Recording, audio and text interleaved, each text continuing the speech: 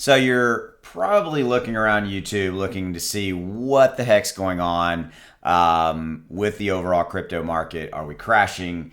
Is this the sky is falling and all doom and gloom, and the proverbial ship in the middle of the ocean that we're all on, which is the crypto ship, if you will, if you want to use that for your metaphor, is it on fire, and should we be jumping off into the middle of the ocean?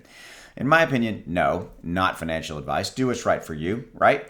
But here's where we're at. I've been looking around this morning trying to figure out what is going on. Got some overall stuff I want to show you and kind of walk you around the proverbial park, okay? So we continue to bleed, right? We're now down to 1.19, down just under 6%, 5.7%. Bitcoin has gone down and touched 28.2 in the last 24 hours. Right now trading at 28.4. You can see that. Make sure you guys could see that. And Ethereum had what we're basically calling a flash crash, okay, where it's gone down in the last 24 hours and has hit 1759. There you go. Okay, not my words, other people's words, calling it a quote flash crash. Is this a sky is falling event? No.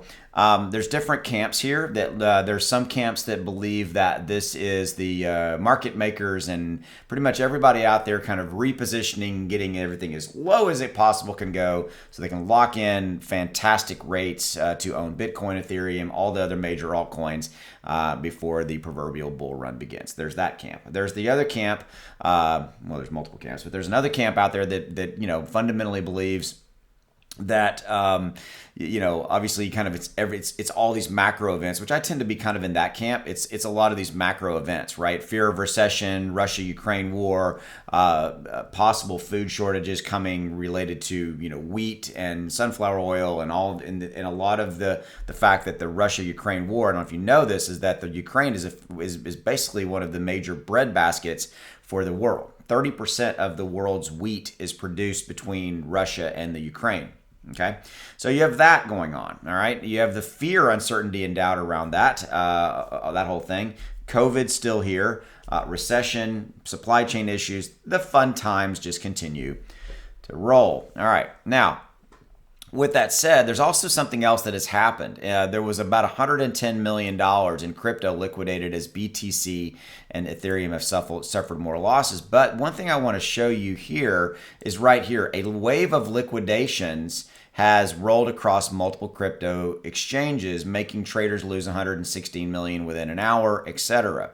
Now, right here, a liquidation takes place automatically when a trader loses their initial margin on a position. So again, could be clearing the field here. People who've been buying on margin, things of that nature. I personally do not do that. I pay cash. That's just how I roll. Etc. So that could be one of the components. Okay. If you're kind of looking at, again, moving around, fear and greed index continues to be a 12, continues to be at tremendously low levels, if you will. Okay. I think that this is kind of where, we could be effectively flushing out, just continuing to look for those lows.